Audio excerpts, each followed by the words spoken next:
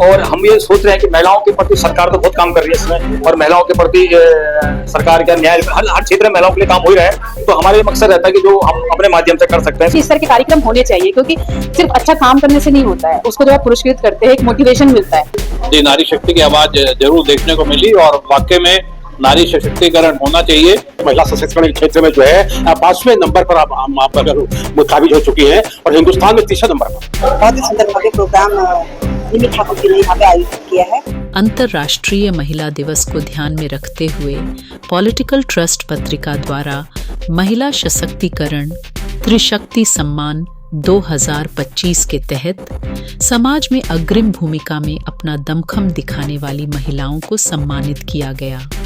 दिल्ली के constitution club of India में आयोजित इस सम्मान समारोह की शुरुआत अतिथियों द्वारा दीप प्रज्वलित कर किया गया, जिसके बाद नारी शक्ति द्वारा भारतीय कला और संस्कृति के कई रंगारंग कार्यक्रम का मंचन किया, जिसको सभागार में बैठे व्यक्तियों ने खूब सराहा और तालियों की गड़गड़ाहट ने उनका खूब हौसला बढ़ाया। इस दौरान जाने माने जादूगर के.सी. पांडेय द्वारा दर्शकों को कई जादू के खेल दिखाकर स्तब्ध कर दिया। उन्होंने अपना जादू अतिथियों पर इस प्रकार दिखाया कि वे खुद को प्रशंसा करने से नहीं रोक सके। कार्यक्रम में महिला सशक्तिकरण पर सभी वक्ताओं ने अपनी अपनी बात रखी। वक्ता में शिक्षाविद और कवित्री कुमकुम झा, समाज सेवी बबली ममगई, गायिका डॉक्टर सुष्मिता झा, वरिष्ठ पत्रकार सीएम पपनय द्वारा अपनी अपनी बात रखी गई। कार्यक्रम में बतौर मुख्य अतिथि साकेत जिला न्यायालय की न्यायाधीशा सुश्री पूर्वा मेहरा, यमुना अथॉरिटी उच्च अधिकारी डॉक्टर स्मिता सिंह, उच्च न्यायालय की वरिष्ठ अधिवक्ता श्रीमती महालक्ष्मी पावनी, मल्टी डेकोर कंपनी के ऑनर आरसी चौधरी, उच्च न्यायालय अधिवक्ता वैभव मिश्रा, प्रवक्ता भाजपा श्रीमती विनीता हरिहरन मौजूद रहे। तो वहीं सम्मानित होने वाले व्यक्तियों में श्रीमती अंजू विष्ट भंडारी लोक कलाकार, श्रीमती वर्षा चमोली पत्रकार, श्रीमती भारती त्रेहान शिक्षाविद और कवित्री, श्रीमती ज्योति झा रंगकमी, डॉक्टर मीनाक्षी राजेंद्र मेहरा, पूर्व प्रोफेसर पंजाब यूनिवर्सिटी, श्रीमती मीनाक्षी वर्मा, महिला स्वास्थ्य पेशेवर, श्रीमती मोनी वैदेही लोग गायिका, डॉक्टर नीतू कुमारी नवगीत लोग गायिका, श्रीमती अनीता चौधरी पत्रकार, डॉक्टर अनीता सत्यार्थी, श्रीमती प्रीति राघव टीचर, डॉक्टर प्रभा दुबे कथक नृत्यांगना, श्रीमती पुष्पा पांडेय समाज सेवी, श्रीमती रजनी झा समाज सेवी, श्रीमती रीना मंडल समाज सेवी, श्रीमती रेणु ठाकुर समाज सेवी, श्रीमती सविता चौहान महिला स्वास्थ्य पेशेवर, डॉक्टर सोमा लता त्यागी, श्रीमती सुजिता झा समाज सेवी, डॉक्टर सुष्मिता झा गायिका, श्रीमती तनु मिश्रा एडवोकेट, श्रीमती यशोदा घिंडियाल समाज सेविका, पूजा झा समाज सेवी, वाणी श्रीकोल, लक्ष्मी नोडियाल, रश्मि सुधा, कवित्री एवं लोक गायिका आदि सम्मानित हुए। मैं रश्मि सिंह, मैं एक कथक नृत्यांगना हूँ और यहाँ पे महिला सशक्तिकरण के शुभ अवसर पे मुझे नृत्य प्रस्तुत करने के लिए बुलाया गया था। मैं अपनी सहभागी प्रभा जी के साथ यहाँ आई थी और आज के दौर पे यही कहना चाहूँगी कि जो महिला सशक्तिकरण है ये सिर्फ एक स्लोगन ना बने, इस पे काम भी होना चाहिए और इसके लिए पुरुष ही नहीं महिलाओं को भी आगे बढ़ना चाहिए। बहुत ही गौरवान्वित महसूस कर रहे हैं और ये बहुत ही गौरव की बात है। देखिए, एक व्यक्ति छोटा हो जब होता है उसको अपने माँ बाप के नाम से पहचाना जाता है। आज हम उस स्थान पे हैं कि लोग हमारे नाम से, हमारे काम से हमको पहचानते हैं, तो ये एक बहुत बड़ी बात है। इसकी जो कहते हैं ना, इसकी जो मिठास है वही समझ सकता है जो वहाँ पे खड़ा होके आ रहा है। तो मैं बहुत ही खुश हूँ और प्रसन्न हूँ और सभी को बहुत धन्यवाद भी देना चाहूँगी। इस तरह के कार्यक्रम होने चाहिए, क्योंकि सिर्फ अच्छा काम करने से नहीं होता है, उसको जब आप पुरस्कृत करते हैं एक मोटिवेशन मिलता है, तो ये बहुत ज़रूरी है हमारे समाज के लिए, हर वर्ग के लिए ये चीज़ बहुत ज़रूरी है। तो मैं बहुत ही धन्यवाद देती हूँ सभी को जो यहाँ मुझे आमंत्रित किए। धन्यवाद। नमस्कार, मैं लक्ष्मी नोडियाल, उत्तराखंड से हूँ और मैं अपने आप को लोक गायिका तो नहीं कहती, लेकिन लोक गायिका बनने के प्रयास में हूँ, क्योंकि मैं अपनी संस्कृति से बहुत लगाव रखती हूँ, बहुत प्यार करती हूँ और चाहती हूँ कि अपनी संस्कृति के बारे में जो कुछ भी मैं प्रचार प्रसार उसका कर पाऊँ वो सब सीखने में लगी। ये महिला सशक्तिकरण पर हमारे जो पहला कार्यक्रम, ये तीसरा कार्यक्रम हमारा, और ये पॉलिटिकल ट्रस्ट मैगजीन है जिसे का संचालन निमी ठाकुर जी करती हैं और मेरे सहयोग, हम दोनों लोग सहयोग से करते हैं। मैं अमर संदेश समाचार पत्र मेरा है और हम दोनों एक जगह से कार्यक्रम करते रहते हैं और हम ये सोच रहे हैं कि महिलाओं के प्रति सरकार तो बहुत काम कर रही है इसमें, और महिलाओं के प्रति सरकार क्या न्याय हर क्षेत्र में महिलाओं के लिए काम हो ही रहा है। तो हमारे मकसद रहता है कि जो हम अपने माध्यम से कर सकते हैं समाज के महिलाओं के लिए जो अपने छोटे फील्ड में काम करती हैं, कोई एनजीओ चला रही हैं, कोई अपने एजुकेशन के माध्यम से काम कर रही हैं, कोई अपने शिक्षा के माध्यम से काम कर रही हैं, तो उनको हम एक छोटा मंच देकर सम्मानित करने का प्रयास करते हैं।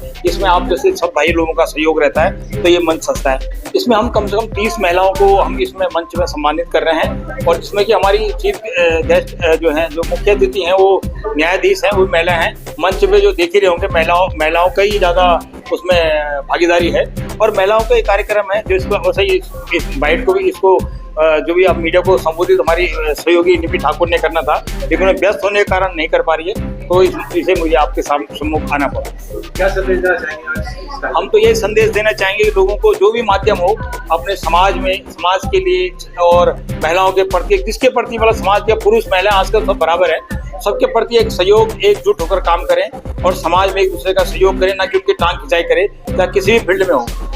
आदमी हाथ खींचने की कोशिश करे, पैर न खींचने की कोशिश करे। मेरे ये संदेश सबके लिए, आने वाली पीढ़ी के लिए भी और सबके लिए।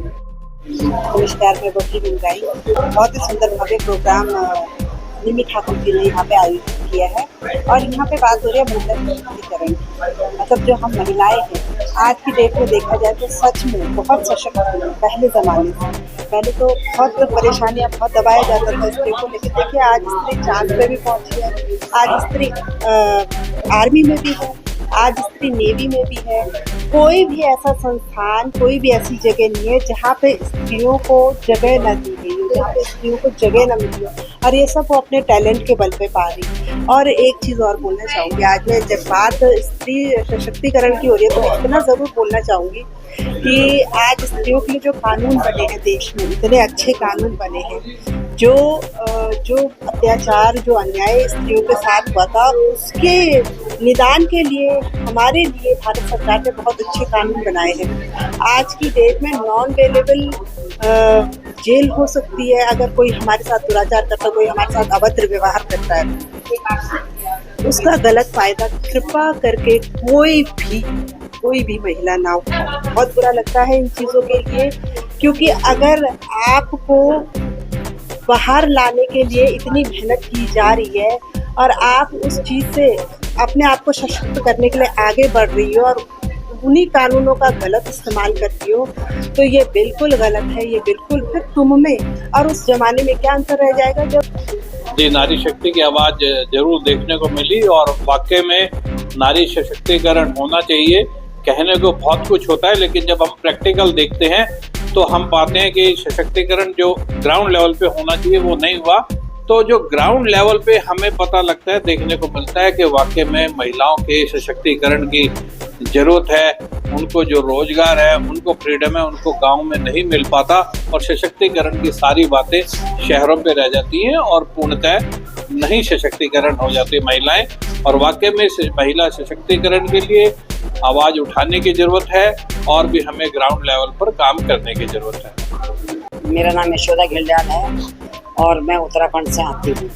देखो, महिला तो शुरू में शक्तिकरण है, महिला से ही पुरुष है, महिला से ही देश है और महिला से ही सब कुछ है। महिला ही दुर्गा है, महिला ही सरस्वती है, महिला ही लक्ष्मी है।